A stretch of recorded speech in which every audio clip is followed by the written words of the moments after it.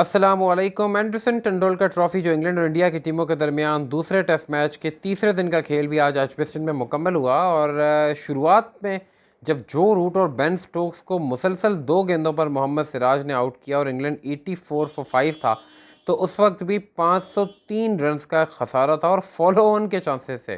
Can you believe it के follow on के chances थे। और उसके बाद फॉलो ऑन बचाया हैरी ब्रुक और जेमी स्मिथ ने जिस तरह से बैटिंग की। 303 रन्स की पार्टनरशिप की, शानदार बैटिंग की, मैदान के चारों जानिब उन्होंने जिस तरह से शॉट्स खेले, ख़ास तौर पर हैरी ब्रुक ने अपने 44th टेस्ट इनिंग्स में 9th टेस्ट 100 बनाई। जेमी स्मिथ ने दूसरी 100 बनाई, joint third fastest 100 by England batter on 80 balls. और हैरी ब्रुक भी 80 बॉल्स पे 100 बना चुके हैं अगेंस्ट पाकिस्तान। गिलबर्ट जैसप 76 और जॉनी बेस्टो 77 बॉल्स पे बना चुके हैं।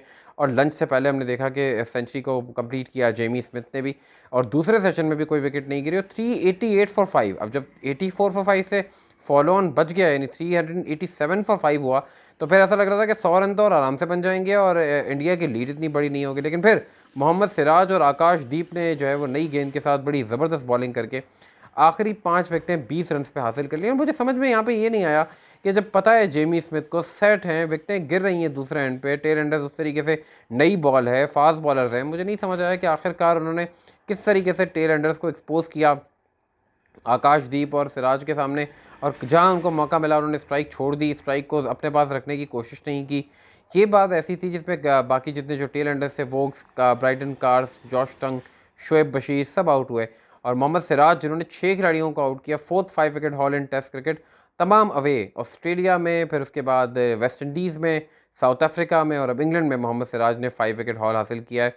एजबेस्टन बर्मिंघम में second best bowling figures by Indian bowler Chetan Sharma के 58 रन देकर 6 विकेटें 1986 में है। और अब सिराज के भी यहाँ स्पेल, आकाशदीप ने भी अच्छी बॉलिंग की और लेकिन यहाँ पर ज़रूर उन्होंने पार्टनरशिप भी तोड़ी। हैरी ब्रुक जिसकी मैंने तारीफ़ की 158, जेमी स्मिथ हाईएस्ट स्कोर बनाने में कामयाब हुए किसी भी विकेट कीपर की जानिब से इंग्लैंड के लिए टेस्ट क्रिकेट में। इससे बड़ी इनिंग्स किसी ने खेली नहीं है। 173 एलेक्स ट्रिवेट ने किए थे 1997 जनवरी में। और उसके बाद हमने देखा कि इंडिया को ठीक ठाक यानी 180 रन की लीड मिली। प्रॉब्लम अब यह है कि इंडिया के जहन में क्या होगा। इंडिया, क्योंकि अब इंग्लैंड जैसी बैटिंग को 4th इनिंग्स में मैं तो कहता हूँ कि 400 रन भी सेफ नहीं है अगर किसी ने भी इनिंग्स खेल दी, क्योंकि हमने देखा है कि इंग्लैंड ने बड़े बड़े स्कोर बड़े आराम से चेस किए हैं।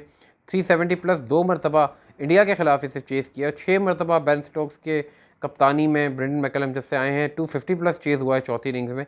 तो इंडिया इतनी आसानी से इनिंग्स डिक्लेयर तो नहीं करेगा। आई थिंक 500 रन तो एटलीस्ट सोचे हुए होंगे उन्होंने।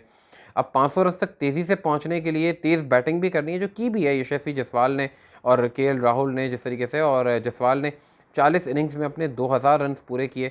फास्टेस्ट एशियन जॉइंट रिकॉर्ड उनके पास है, यानी वीरेंद्र सहवाग, राहुल द्राविड और अब यशस्वी जायसवाल, ये तमाम वो खिलाड़ी हैं जिन्होंने 40 इनिंग्स में हमने देखा है कि 2000 रन को मुकम्मल किया है। और अब देखना यह है कि इंडिया कहाँ जाके डिक्लेयर करता है, और क्योंकि लीड 180 की तो है, उसके ऊपर वो कितना बड़ा स्कोर करके डिक्लेयर करेंगे, फिर इंग्लैंड को देंगे। फिर इंग्लैंड की स्ट्रेटजी क्या होगी, वो नॉर्मली ड्रॉ के लिए कभी नहीं खेलते, वो विन के लिए जाते हैं। क्या अगर 500 रन के करीब का टारगेट हुआ, स्टिल वो विन के लिए जाएंगे?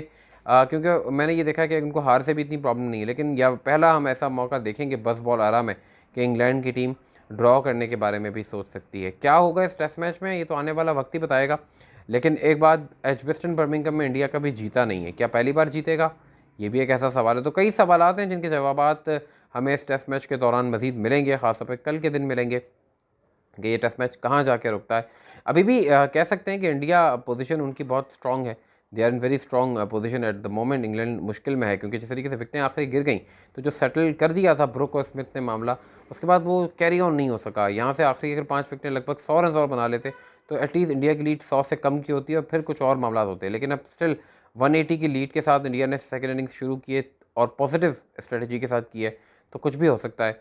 और अब देखना यह है कि क्या होता है इन मामलात में, और जो कुछ टेस्ट मैच में होगा हम आपको बताते रहेंगे। हमारी वीडियोस आप देखते रहें।